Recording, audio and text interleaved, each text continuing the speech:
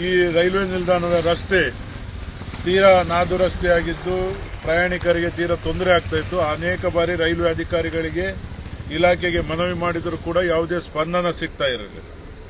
ಅವರು ಪಂಚಾಯತಿಗೆ ಹೇಳ್ತಾ ಇದ್ರು, ನೀವೇ ಇದರ ಅಭಿವೃದ್ಧಿಯನ್ನು ಮಾಡಬೇಕು, ನಿಮಗೆ ಇದರ ಸಂಪೂರ್ಣ ಜವಾಬ್ದಾರಿಯನ್ನು ಕೊಡ್ತೇವೆ. ಇಂತಹ ಪರಿಸ್ಥಿತಿ ಇಲ್ಲಿ ನಿರ್ಮಾಣ ಆಗಿದೆ.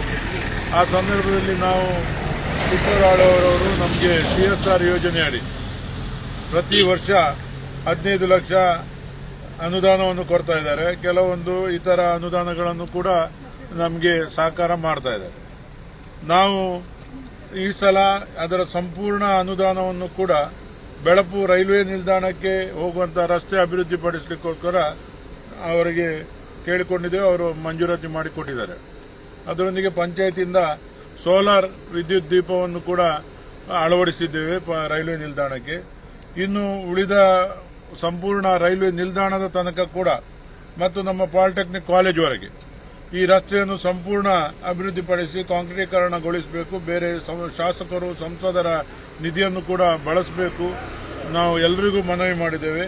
ಆದ್ದರಿಂದ ಈ ರಸ್ತೆ ಅಭಿವೃದ್ಧಿ ಆಗಬೇಕು ಅಂತ ನಾವು ಈಗಾಗಲೇ ಆ ಯೋಜನೆಯನ್ನು ರೂಪಿಸಿದ್ದೇವೆ. ಅದರೊಂದಿಗೆ ನಮ್ಮ ಕೊಂಕಣ ರೈಲು, ಬ್ಯಾಂಗ್ಳೂರು ಮತ್ತು ಮುಂಬಯಿಯ ರೈಲು ಇಲ್ಲಿ ನಿಲುಗಡೆ ಆಗಬೇಕು ಅಂತ ಅನೇಕ ಬಾರಿ ಮನವಿ ಮಾಡಿದ್ದೇವೆ.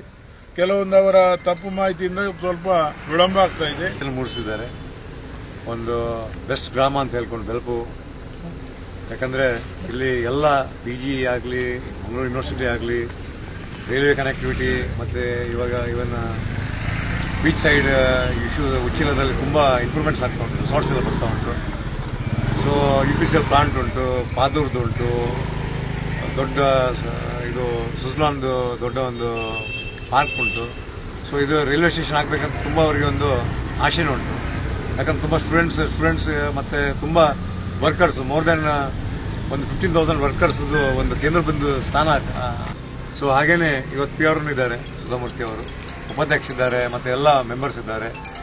ಸೊ ಅದಾನಿ ಅವತ್ತಿಂದ ನಮಗೆ ತುಂಬ ಸಂತೋಷ ಆಗ್ತಾ ಇದೆ. ಈ ಒಂದು ಮಾರ್ಗ ಚೆನ್ನಾಗಿ ಆಗ್ಬೇಕಂತ ಮತ್ತೆ ನಮ್ಮ ಸಂಪೂರ್ಣ ಬೆಂಬಲ ಉಂಟು ಡಾಕ್ಟರ್ ದೇವಿ ಪ್ರಸಾದ್ ಶೆಟ್ಟರಿಗೆ ಮತ್ತೆ ಅವರು ಫುಲ್ ಮೆಂಬರ್ಸ್ಗೆ.